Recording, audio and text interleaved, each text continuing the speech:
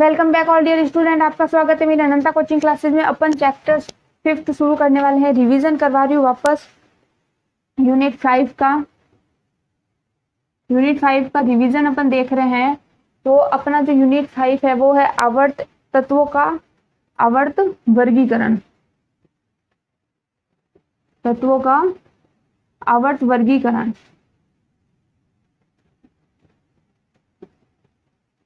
ठीक है। तत्वों का आवर्त वर्गीकरण की बात करें तो हमारे आसपास के जो पदार्थ हैं, हमारे आसपास के पदार्थ तत्व मिश्रण एवं यौगिकों के रूप में उपस्थित होते हैं। जो भी तत्व है पदार्थ मिश्रण यौगिकों के रूप में प्रेजेंट होते हैं।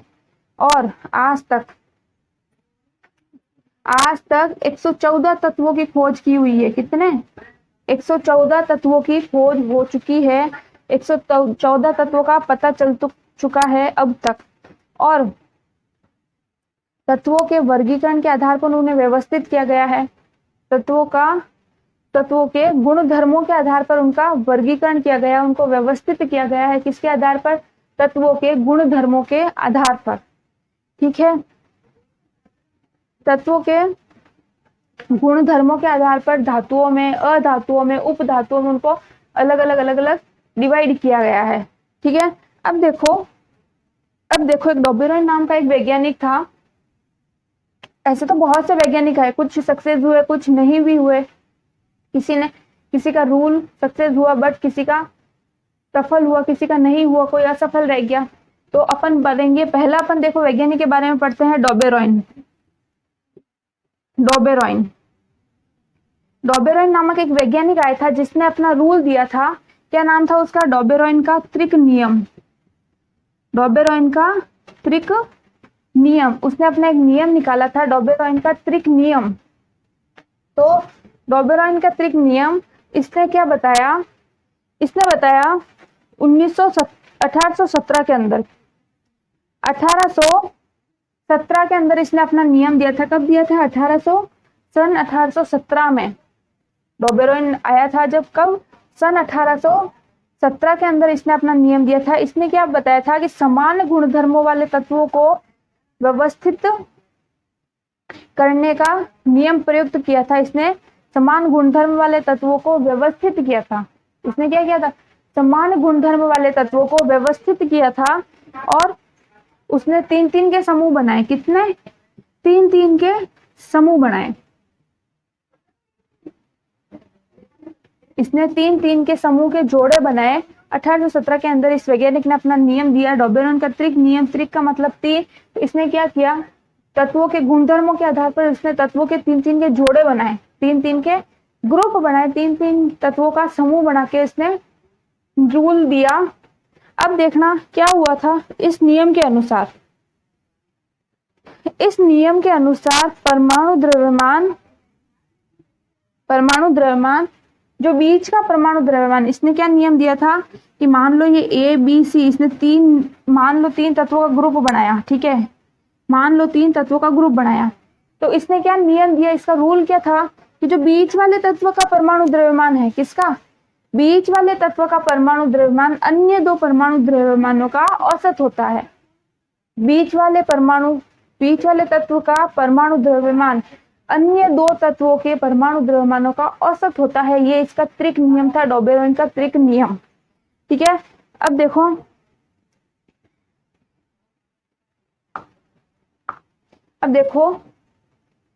जैसे लिथियम, सोडियम और पोटेशियम, ये इसने 3-3 के समूह बनाए थे। तत्वों के 3-3 के समूह बनाए थे।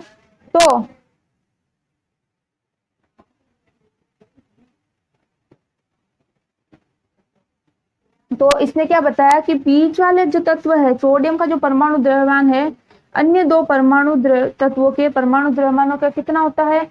औसत होता है। अन्य 2 परमाणु द्रव्यमानों का औसत होता है। फिर दूसरा वैज्ञानिक आया न्यूलैंड। दूसरा वैज्ञानिक क्या आया? न्यूलैंड।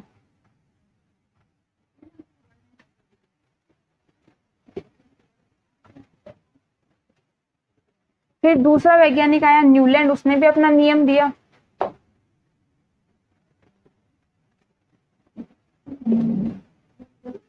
न्यूलैंड तो इसका क्या नियम था? न्यूलैंड का अष्टक नियम,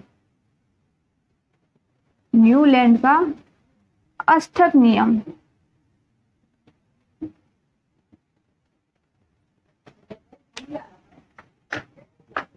न्यूलैंड का अष्टक नियम। तो अपन बात कर रहे थे न्यूलैंड के अष्टक नियम के बारे में।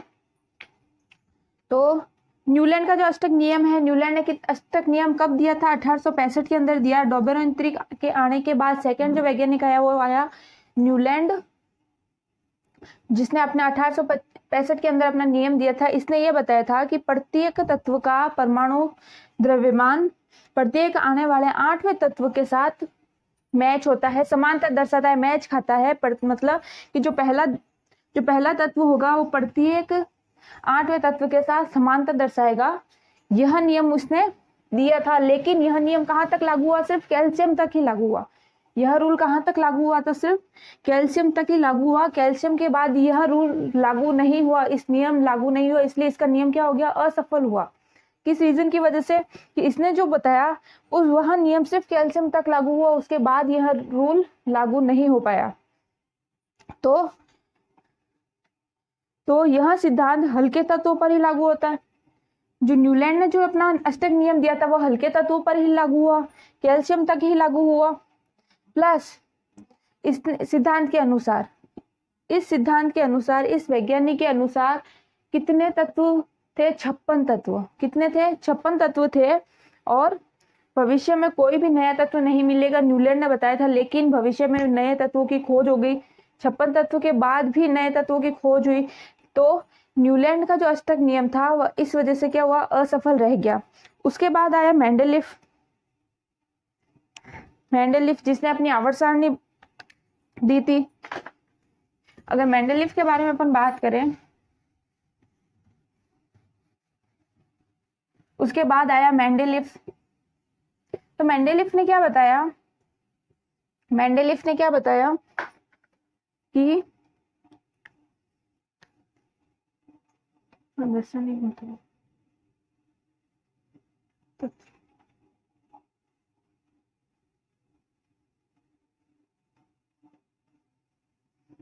मेंडेलिफ का नियम क्या था? कि तत्वों के परमाणु द्रव्यमान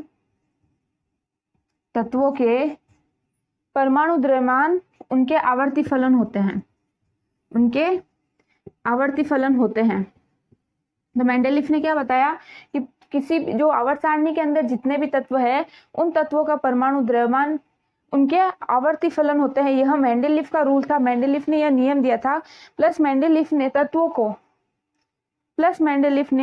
तत्वों को उनका परमाणु द्रव्यमान के आधार पर, परमाणु क्रमांक के आधार पर, परमाणु द्रव्यमान के आधार पर, उनके गुणों के आधार पर मेंडेलिफ ने उनको आवर्त सारणी में व्यवस्थित किया, एक सूची तैयार की, आवर्त सारणी में व्यवस्थित किया।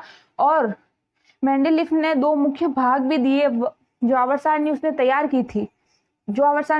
की थी उसमें उसने 2 मुख्य भाग भी दिए थे, जिसमें पहला था वर्ग और दूसरा था आवर्त। था। तो आवर्त क्या था कि मेंडेलिफ की जो क्षैतिज पंक्तियां थी वो हो गई आवर्त, और जो ऊर्ध्वाधर पंक्तियां थी वो कहलाई वर्ग। क्षैतिज पंक्तियां कहलाई आवर्त और ऊर्ध्वाधर पंक्तियां क्या कहलाई? वर्ग कहलाई। मेंडेलिफ ने एक सारणी तैयार की थी, उसके अंदर आवर्त और वर्ग उसने नाम दिए थे। तत्वों को उनको किसके आधार पर उसने व्यवस्थित किया था? परमाणु द्रव्यमान के आधार पर, उनके रासायनिक गुणों के आधार पर। ठीक है, देखना पहली पंक्ति में 2 तत्व थे, हाइड्रोजन और हीलियम। पहली पंक्ति में 2 तत्व थे, हाइड्रोजन और हीलियम, हाइड्रोजन व हीलियम। दूसरी और तीसरी में 8-8 तत्व थे। दूसरी तीसरी पंक्ति में जो थे 8-8 तत्व थे। चौथे और पांचवें में 18-18 तत्व थे। चौथे और पांचवें में 18 थे। छठे और सातवें में कितने? 32-32 तत्व थे। इसके अलावा उसने 2 अलग तैयार करी, लेंथेनाइड और एक्टेनाइड श्रेणियां। 2 अलग श्रेणियां भी उसने तैयार करी जो आवर्त सारणी के बाद में आती है, लेंथेनाइड और एक्टेनाइड। ठीक है, नेक्स्ट देखना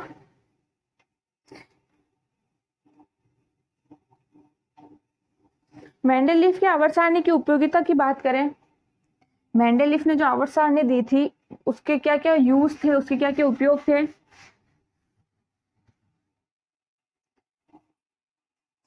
आवर्त सारणी के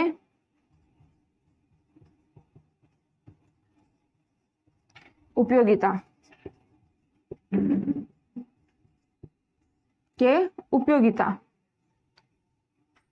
तो तत्वों का व्यवस्थित अध्ययन।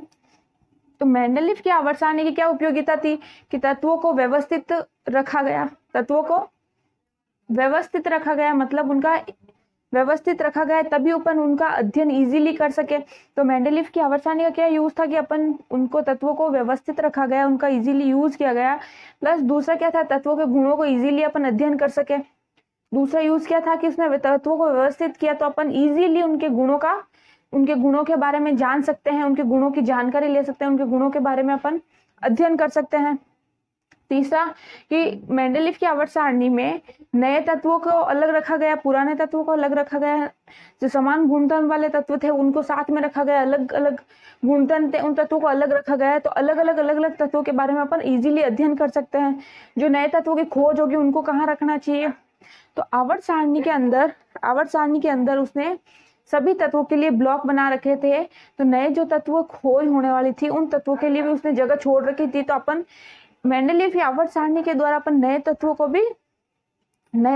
भी अध्ययन कर सकते थे, नए तत्वों का भी अध्ययन कर सकते हैं मेंडेलिफ की आवर्त सारणी के हिसाब से। मेंडेलिफ की आवर्त सारणी की सीमाएं क्या थी? मेंडेलिफ की आवर्त सारणी की सीमाएं क्या थी?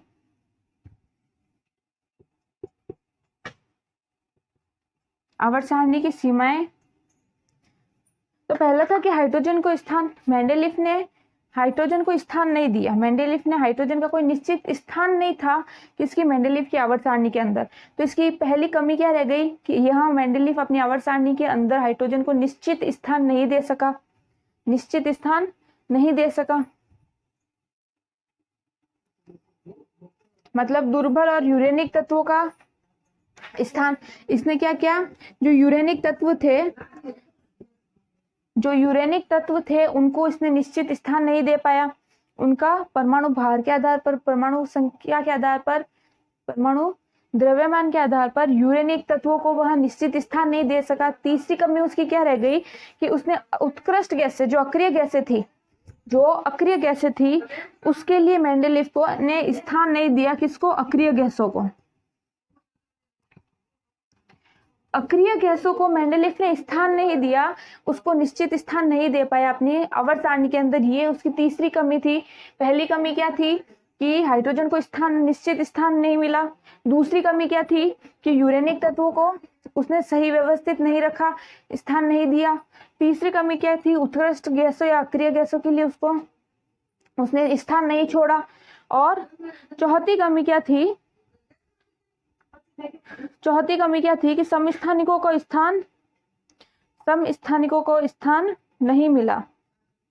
मतलब जिसका परमाणु, मेंडेलिफ ने क्या किया, जिसका परमाणु द्रव्यमान समान था उनको एक साथ नहीं रखा, उसको अलग अलग रखा। कुछ तत्व जिनका परमाणु द्रव्यमान समान था उनको अलग अलग रख दिया।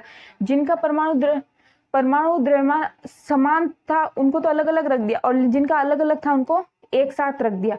मतलब तत्वों को उनके परमाणु गुणों के आधार पर, परमाणु द्रव्यमान के आधार पर, गुणों के आधार पर उनको अलग अलग रखा।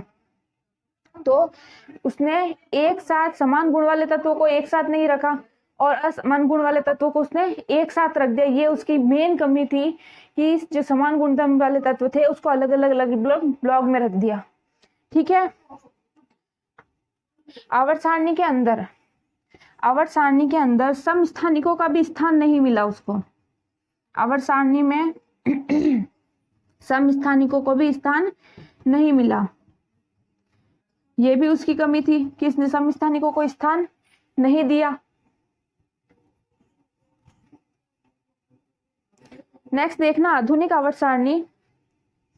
आधुनिक आवर्त सारणी की बात करें अपन,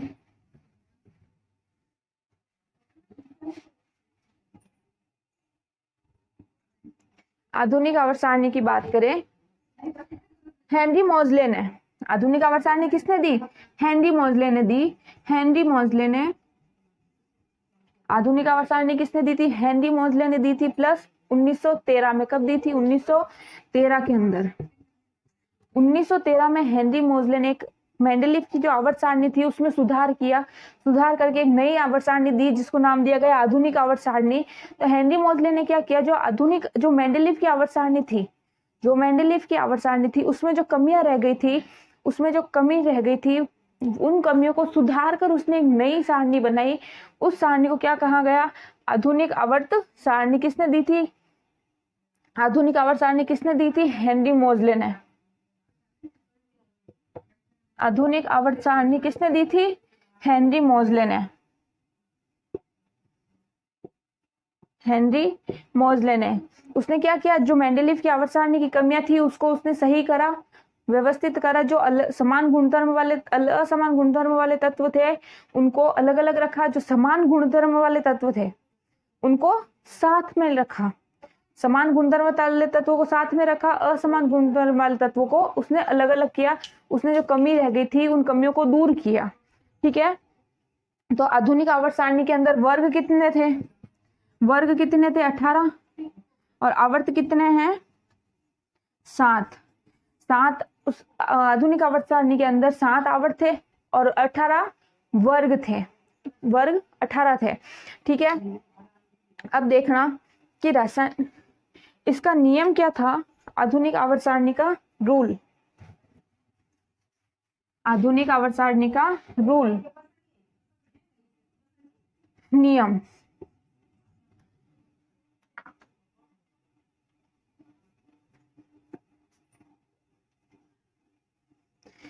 तो रूल क्या था कि तत्वों के भौतिक गुणधर्म, तत्वों के भौतिक गुणधर्म और रासायनिक गुणधर्म, उनके भौतिक गुणधर्म, रासायनिक गुणधर्म, उनकी परमाणु संख्या के आवर्ती फलन होते हैं। आधुनिक आवर्त सारणी का रूल क्या था कि तत्वों के भौतिक व रासायनिक गुणधर्म, भौतिक व रासायनिक गुणधर्म उनके परमाणु संख्या के आवर्ती फलन होते हैं।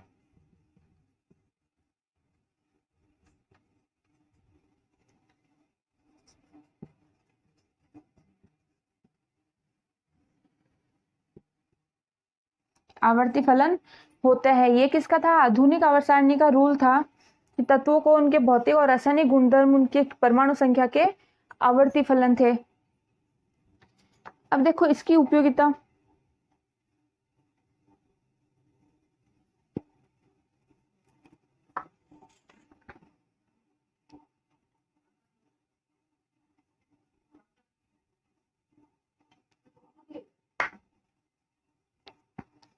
इसकी क्या उपयोगिता थी कि आधुनिक आवर्त सारणी को अपन इजीली समझ सकते थे। क्यों? क्योंकि जो अलग अलग तत्व थे, जो असमान गुणधर्म वाले तत्व के, उसने उसको अलग कर दिया था, तो इजीली उसका अध्ययन कर सकते थे अपन आधुनिक आवर्त सारणी के अंदर।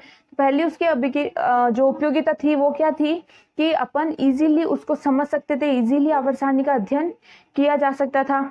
उसने SPDF तत्वों को का विभाजन किया उनके गुणों को समझने के लिए, ताकि S तत्व के S गुण, S ब्लॉक के तत्व, F ब्लॉक के तत्व, D ब्लॉक के तत्व, इनको सबको अलग अलग ब्लॉक में डिवाइड किया ताकि इनके गुणों को अपन इजीली समझ सके। कितने ब्लॉक? 4 ब्लॉक बनाए थे उसने, S, P, D और F। S, P, D और F, उसने 4 ब्लॉक बनाए थे। इन चारों ब्लॉकों को अपन इजीली समझ सके इसलिए उसने तत्वों को 4 ब्लॉक में विभाजित किया था। ठीक है, नेक्स्ट उसने समस्थानिकों को, जो आवर्त मेंडलीफ की आवर्त सारणी में समस्थानिकों को स्थान नहीं मिला था, वहां उसने आधुनिक आवर्त सारणी के अंदर समस्थानिकों को निश्चित स्थान दिया गया। किसको? समस्थानिकों को। समस्थानिकों को उसने आधुनिक आवर्त सारणी के अंदर निश्चित स्थान मिला था। नेक्स्ट देखना, आधुनिक आवर्त सारणी की कमियां कुछ रह गई थी। आधुनिक आवर्त सारणी की कुछ कमियां रह गई थी कि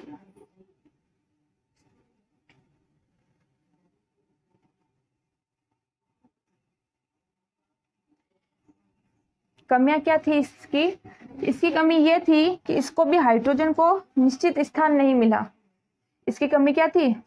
जो हाइड्रोजन को भी निश्चित स्थान नहीं मिला था आधुनिक आवर्त सारणी के अंदर। मेंडलीफ की तरह ही इसको भी हाइड्रोजन को आवर्त सारणी में रख दिया गया था, मतलब इसको क्षार धातुओं के साथ रख दिया गया था।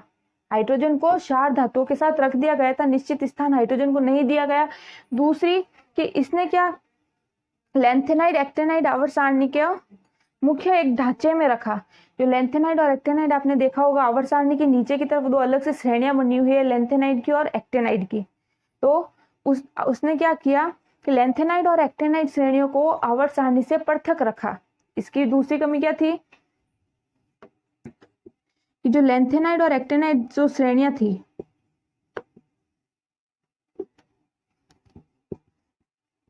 एक्टेनाइड श्रेणियों को आवर्त सारणी के बाहर रखा, श्रेणियों को आवर्त सारणी के बाहर रखा। ठीक है, अब देखो आधुनिक आवर्त सारणी की प्रवृत्ति,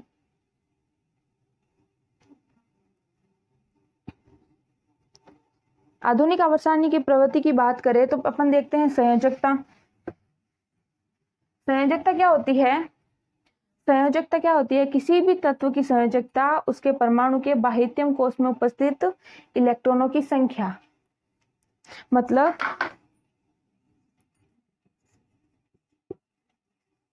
संयोजकता मतलब कि जैसे मान लो कोई भी इलेक्ट्रॉन है तो पहले कक्षक में कितने भरे जाएंगे? 2 इलेक्ट्रॉन भरे जाएंगे। दूसरे कक्षक में 8 इलेक्ट्रॉन भरे जाते हैं, अष्टक पूरा होता है। तो अष्टक पूरा होता है, लेकिन जब पूरे 8 इलेक्ट्रॉन नहीं होके या तो 7 इलेक्ट्रॉन हो या फिर 9 हो तो क्या करना? या तो 1 इलेक्ट्रॉन त्यागता है, अगर 7 इलेक्ट्रॉन हो तो 1 इलेक्ट्रॉन किसी और से ग्रहण करता है, तो वहां उसी क्या कहलाती है? संयोजकता कहलाती है।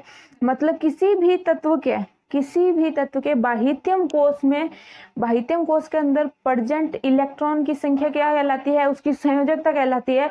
कि बाहर के कोश में कितने इलेक्ट्रॉन प्रेजेंट है? यहाँ 7 इलेक्ट्रॉन प्रेजेंट है तो संयोजकता कितनी हो जाएगी? 7। 5 इलेक्ट्रॉन प्रेजेंट है तो संयोजकता कितनी हो जाएगी? 5। तो किसी भी तत्व के बाह्यतम कोश में, किसी भी तत्व के बाह्यतम कोश में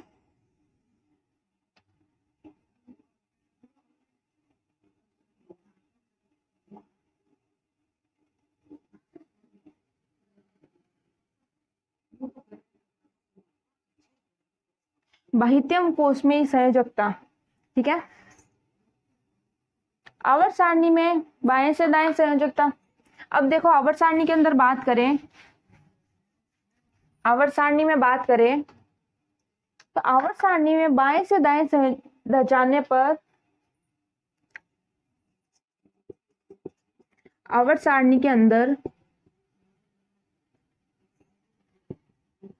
बाएं से दाएं जाने पर, अगर अपन आवर्त सारणी में बाएं से दाएं की तरफ आ रहे हैं तो संयोजकता बढ़ने लगती है, 1 से 4 तक बढ़ती है। कहां तक?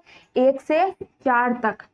अगर अपन बाएं से दाएं जा रहे हैं आवर्त सारणी में तो 1 से 4 तक संयोजकता बढ़ती है, और उसके बाद उत्कृष्ट गैसों की स्थिति में यह क्या हो जाती है? शून्य हो जाती है। किसकी स्थिति में? उत्कृष्ट गैसों की स्थिति में। तो 1 से 4 तक तो संयोजकता बढ़ेगी, उसके बाद संयोजकता क्या हो जाएगी? शून्य हो जाएगी। कहां तक? उत्कृष्ट गैसों तक। उत्कृष्ट गैसों तक जाते ही संयोजकता क्या हो जाएगी? शून्य हो जाएगी। नेक्स्ट पॉइंट देखना, परमाणु आकार। परमाणु आकार, अब देखो परमाणु आकार की बात करें तो परमाणु आकार से परमाणु त्रिज्या का पता चलता है। परमाणु आकार से परमाणु त्रिज्या का पता चलता है।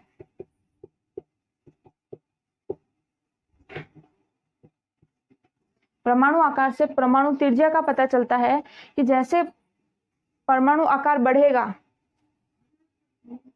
जैसे जैसे नाभिक से केंद्र, जैसे मान लो ये कोई तत्व है, ये कोई तत्व है, ये यहां से यहां तक की त्रिज्या है, तो जैसे जैसे परमाणु आकार बढ़ेगा त्रिज्या का मान भी बढ़ेगा, त्रिज्या का मान भी बढ़ेगा।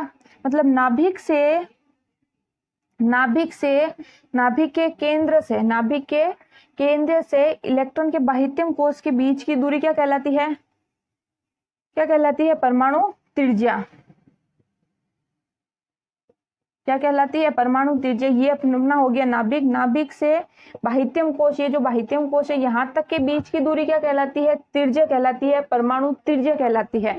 ठीक है, नेक्स्ट देखना, अब अगर आवर्त में परिवर्तन करें तो क्या होता है? आवर्त में परिवर्तन करें, अगर अपन आवर्त में बाएं से दाएं जाते हैं, अगर अपन आवर्त में बाएं से दाएं जाते हैं, आवर्त में बाएं से दाएं जाते हैं तो परमाणु त्रिज्या के मान में क्या होती है? कमी आती है। परमाणु त्रिज्या के मान में कमी आती है।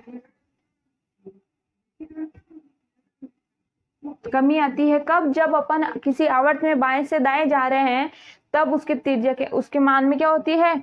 कमी होती है। उसके मान में कमी होती है। ठीक है, त्रिज्या के मान में। नेक्स्ट देखना, वर्ग में परिवर्तन। वर्ग में परिवर्तन, जब अपन ऊपर से नीचे आते हैं, जब अपन ऊपर से नीचे आते हैं तो वर्ग में तो परमाणु त्रिज्या का मान बढ़ता है। जब दाएं से बाएं जा रहे हैं तो परमाणु त्रिज्या का मान क्या होगा? कम होगा। लेकिन जब ऊपर से नीचे आ रहे हैं तो परमाणु त्रिज्या का मान क्या होगा? बढ़ेगा। बढ़ेगा। जब अपन ऊपर से नीचे आ रहे हैं तो परमाणु त्रिज्या का मान बढ़ेगा, लेकिन जब दाएं से बाएं जा रहे हैं तो परमाणु त्रिज्या का मान कम होगा। नेक्स्ट पॉइंट देखना, धात्विक व अधात्विक गुण। ऊपर से नीचे आते हैं तो धात्विक गुण क्या होता है? बढ़ता है। तत्वों का धात्विक गुण बढ़ता है। जब ऊपर से नीचे आते हैं तब तत्वों का धात्विक गुणों में बढ़ोतरी होती है, बढ़ते हैं। और जब ऊपर से नीचे आते हैं तो परमाणिक आकार भी बढ़ता है, परमाणुओं का आकार भी बढ़ता है, धात्विक गुण भी बढ़ता है। और जब अपन आवर्त में जब बाएं से दाएं जा रहे हैं, जब आवर्त के अंदर अपन बाएं से दाएं जा रहे हैं तो संयोजकता कोश में, जब बाएं से दाएं जा रहे हैं तो जो संयोजकता कोश में प्रभावी नाभिकीय आवेश है, जो नाभिकीय आवेश है उसके मान में बढ़ोतरी होती है। जब बाएं से दाएं जा रहे हैं तो नाभिकीय आवेश बढ़ता है। ऊपर से नीचे आ रहे हैं तो पहला धात्विक गुण बढ़ेगा, और क्या बढ़ेगा? परमाणिक आकार बढ़ेगा। परमाणविक आकार बढ़ेगा। लेकिन जब बाएं से दाएं जा रहे हैं, बाएं से दाएं जाने पर जो नाभिकीय आवेश है वो बढ़ता है। नाभिकीय आवेश बढ़ता है कब? बाएं से दाएं जाने पर। फिर कि इलेक्ट्रॉन त्यागने की प्रवृत्ति घट जाती है। जब बाएं से दाएं जाने पर नाभिकीय आवेश बढ़ता है, लेकिन इलेक्ट्रॉन त्यागने की प्रवृत्ति क्या होगी? कम हो जाएगी। इलेक्ट्रॉन त्यागने की प्रवृत्ति घट जाएगी। त्यागने की प्रवृत्ति घट जाती है। ठीक है, नेक्स्ट पॉइंट देखना,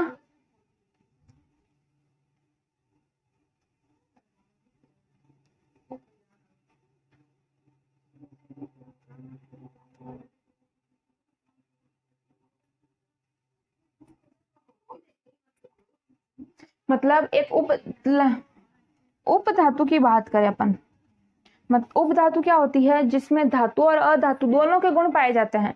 जिसमें धातु व अधातु दोनों के गुण प्रेजेंट हो गए वह क्या कहलाएगी? उप धातु कहलाती है। आधुनिक आवर्त सारणी के अंदर उप धातु को बीच में रखा गया है। क्यों? क्योंकि उसके अंदर धातुओं के भी गुण पाए जाते हैं और अधातुओं के भी गुण पाए जाते हैं।